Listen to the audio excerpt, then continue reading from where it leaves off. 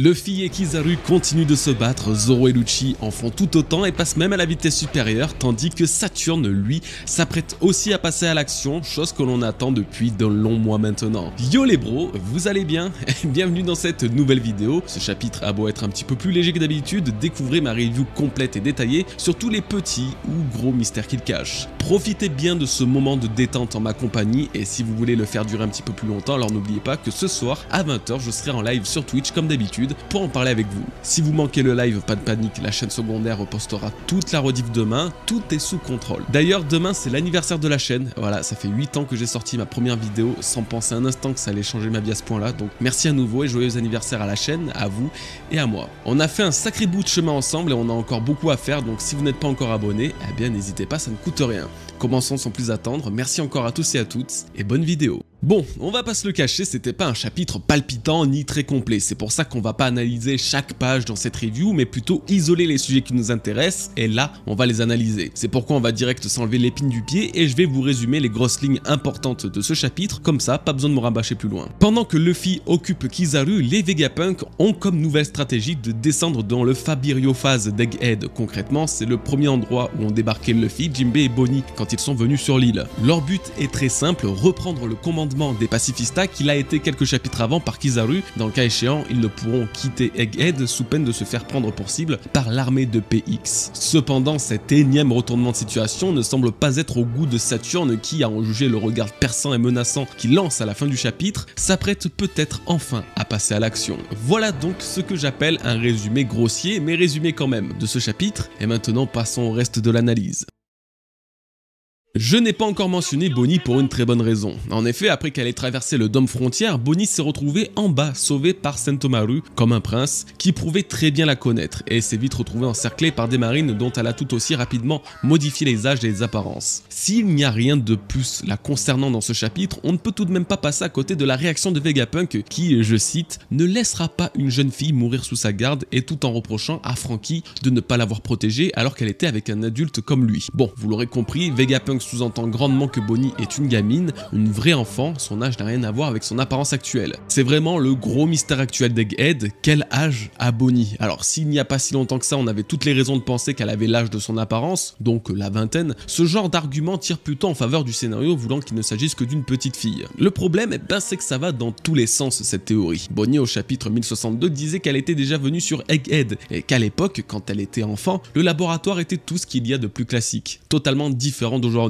À l'écouter, il n'a donc pas dû changer en seulement 2 ou 3 ans, mais peut-être en 10 ou 11 ans, ce qui correspondrait beaucoup plus avec son âge actuel, mais là encore je peux me tromper car j'ai possiblement raté des infos ou même en oublié certaines sur la chronologie d'Egghead. Je tâcherai de me renseigner là-dessus. L'autre problème pour l'âge de Bonnie vient du chapitre 1072. Dans celui-ci, elle attaque Vegapunk et lui fait perdre toutes les années de vie qu'il a accumulées sous forme de bijoux et finit par le rajeunir. Elle explique aux scientifiques de ne pas s'inquiéter car les effets de son pouvoir ne sont pas permanents sur les êtres humains. Donc, sauf si cette règle change pour elle-même qui en est l'utilisatrice, elle ne peut pas rester indéfiniment sous forme enfant car son fruit du démon ne lui permet pas, ce qui explique pourquoi elle reprend toujours une forme adulte après s'être transformée en plus jeune ou en plus vieille, car sa forme adulte serait donc sa forme de base. Et c'est encore un autre chapitre, le 1074 cette fois-ci, qui me fait tiquer sur le vrai âge de Bonnie. Dans celui-ci, elle découvre les souvenirs de son père Kuma alors qu'il n'était encore qu'un enfant, et une fois de plus, bien qu'elle soit dans une sorte de monde imaginaire déconnecté de la réalité, et là où elle ne peut utiliser les pouvoirs de son fruit du démon, elle apparaît encore une fois sous forme adulte. Vous l'aurez compris, comme si c'était sa véritable apparence. Bon, au final, est-ce que ça changera quelque chose qu'elle ait 8 ou 20 piges dans l'histoire? Non, pas forcément, même si on ne pourra définitivement que saluer le courage, la détermination et la volonté dont elle a fait preuve pour arriver si loin dans la piraterie avec une si petite expérience de vie, si elle se révèle bien n'être qu'une enfant. D'un autre côté, je vous cache pas beaucoup aimé l'émotion que Bonnie a su démontrer dans cet arc, et voir à quel point elle tient à son père tout en étant pourtant une adulte, rend son histoire, je trouve, davantage touchante et émouvante.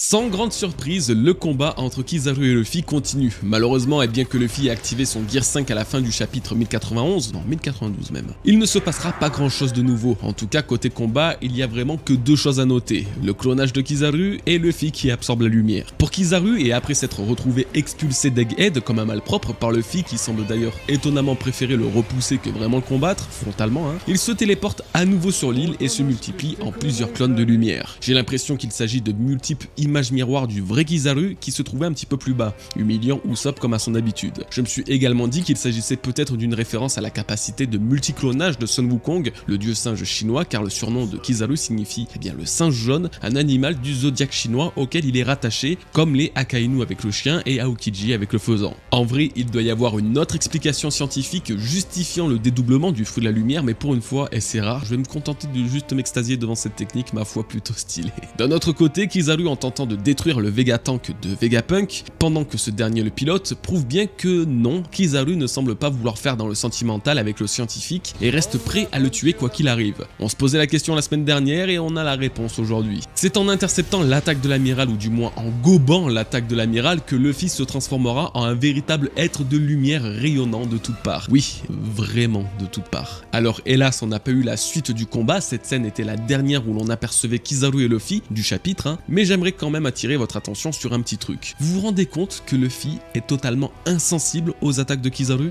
Il se prend un coup de pied à la vitesse de la lumière dans le dernier chapitre et le seul truc qui semble l'avoir vraiment blessé, c'est de passer 2 fois à travers le dôme frontière. Aujourd'hui à nouveau, il avale littéralement le rayon laser de Kizaru alors qu'il aurait pu le dévier, le parer ou même simplement l'encaisser avec du haki de l'armement. Mais non, il préfère faire n'importe quoi et c'est une preuve de plus que les pouvoirs de Kizaru n'ont pas tant d'effet que ça sur lui. Est-ce qu'on a là une forme de remake du combat contre Ener et de la suprématie que le Gomu Gomu no Mi aura eu sur le fruit de la foudre? Eh ben c'est quand même pas gagné, hein. Luffy a beau s'être transformé en Gear 5, il ne se bat pas sérieusement, il ne se bat pas tout court en fait, hein. Le seul truc qu'il a fait c'est l'empoigner et le tâche à plusieurs kilomètres. Et pareil du côté de Kizaru, hein, qui ignore Luffy au maximum. Son fruit du démon lui permet une très grande liberté et rapidité d'exécution et il préfère se focaliser sur sa tâche plutôt que perdre du temps dans un combat qui va s'éterniser. Pour l'instant, je dois dire que le combat tourne un petit peu en rond. Luffy n'utilise pas de haki, Kizaru n'utilise pas de éveil, ça donne cette drôle de sensation que tout le monde se retient un petit peu de se battre. Donc là, tout ce que je crains, c'est que le combat ne soit pas plus développé et que ça finisse sur une interruption sans qu'on ait pu voir Kizaru combattre sérieusement Luffy, et pareil pour lui d'ailleurs. On croise les doigts pour que ça n'arrive pas, bien évidemment. J'aimerais tout de même revenir sur le Luffy lumineux qu'on a quitté après qu'il ait avalé la technique de Kizaru. J'ai en effet pas pu m'empêcher de penser à l'une de mes plus grosses vidéos théories de cette année sur tous les nouveaux et futurs pouvoirs du Gear 5 de Luffy. Dans celle-ci, j'analysais l'éveil de Luffy et son Gear final de fond en comble. J'ai essayé de décortiquer tous les aspects de sa nouvelle puissance pour vous prouver à quel point cette forme est encore bien plus puissante et pleine de surprises que l'on pouvait le penser. C'est vraiment une vidéo dont je suis très fier, donc je vous invite à aller la checker, bien que je sois quand même obligé de vous expliquer brièvement l'une des théories que j'avais émises et qui concernait les éléments que Luffy utiliserait dans cet éveil. Plus précisément, je disais que Luffy pourrait contrôler ou utiliser dans cette forme pas moins de 5 éléments primordiaux comme le feu, normal en tant que dieu du soleil et en ayant déjà utilisé le Red Hawk, la terre, grâce à son éveil rendant malléable son environnement et donc la terre qu'il utilise pour se protéger du Bourreau-Bresse de Kaido ou même pour attaquer Lucci, l'eau, malgré la contradiction et le paradoxe d'utiliser l'eau alors qu'il s'agit de la faiblesse des fruits du démon, Luffy pourrait nous faire un nouveau Aqua Luffy comme il a fait face à Crocodile, mais en version Gear 5 avec des techniques plus élaborées mais toujours aussi loufoques.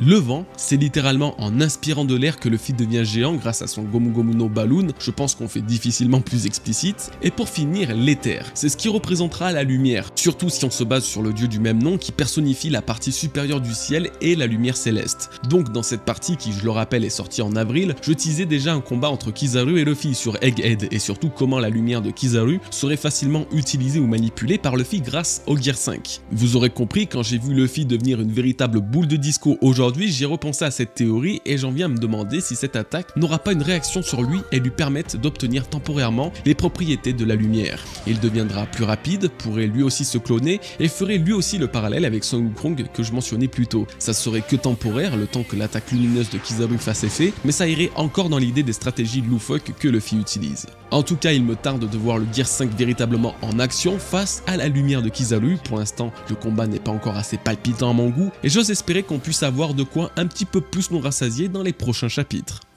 Tout comme celui de Luffy contre Kizaru, le combat opposant Zoro à Lucci n'a pas forcément évolué, si ce n'est que le vice-capitaine des Mugiwara utilise sa nouvelle technique, le style à 3 sabres du roi des enfers. Derrière ce nom un peu pompeux, il faut quand même réaliser que c'est une véritable technique que Zoro a développée. C'est contre King qu'il aura expérimenté pour la toute première fois et elle consiste à utiliser le haki de l'armement et le haki des rois enduit sur ses lames qui émaneront une aura verte et brumeuse accompagnée d'éclairs. Le style du roi des enfers est le nouveau power-up surpuissant que Zoro utilisera dans ses futurs futurs combats comme l'est le Ifrit Jump pour Sanji ou le Gear 5 de Luffy. Le combat prend donc une tournure somme toute assez sérieuse de son côté, bien qu'il confirme à Lucci, qui approuvera d'ailleurs le statut de Yonko de Luffy, qu'il n'a pas le level pour affronter son capitaine. Zoro lui est déterminé à en finir avec son adversaire qui prend le combat très au sérieux, comme en témoigne sa transformation en Zoan éveillé. Je vous en parlais dans l'avant-dernière review et je vous le redis maintenant, ce combat sera très important pour Zoro puisque c'est en partie lui qui prouvera au monde le niveau exceptionnel que possède l'équipage du roi des pirates. En tant que vice-capitaine, il devra faire rempart et barrage contre les types comme Lucci, pas pour les humilier gratuitement, non, mais plutôt pour prouver qu'il ne joue désormais plus dans la même cour, que l'époque où le Cypher Pole représentait une quelconque forme de menace est totalement révolue. Que pouvons-nous alors attendre de ce combat, me direz-vous? Eh bien, je dirais que son style à 3 sabres du roi des enfers sera davantage développé et exploité, et donc que de nouvelles techniques seront utilisées. Jusqu'à présent, seuls 2 ont été utilisés sous cette forme, le Rengoku Onigiri et le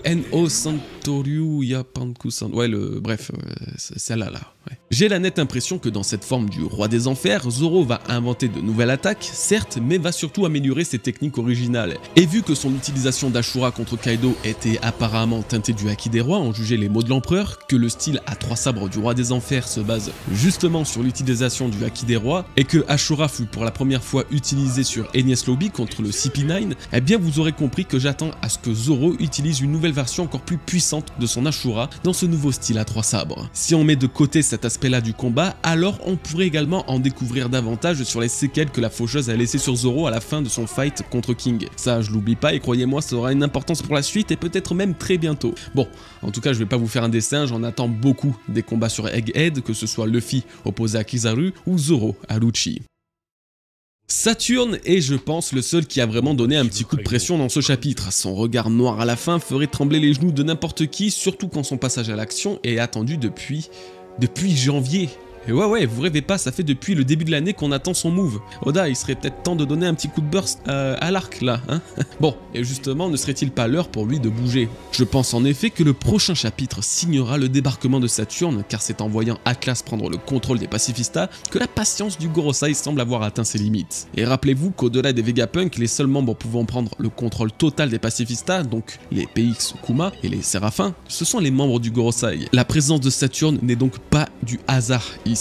En plein milieu d'une guerre où tout le monde s'affronte, la plus d'autorité qui offrira le contrôle absolu et donc l'avantage militaire des pacifistas. Alors oui, Saturne a toutes les raisons de passer à l'action dès le prochain chapitre, tout en estimant peut-être que Kizaru ne va pas assez vite pour terminer sa tâche. Si le chapitre n'était pas ce qu'il y a de plus complet ou palpitant cette semaine, et donc que la review peut manquer un petit peu de consistance, je me suis dit qu'il serait peut-être pas mal pour moi, mais aussi et surtout pour vous, de faire un bref récapitulatif de tous les événements se profilant sur Egghead et les théories que l'on peut y associer.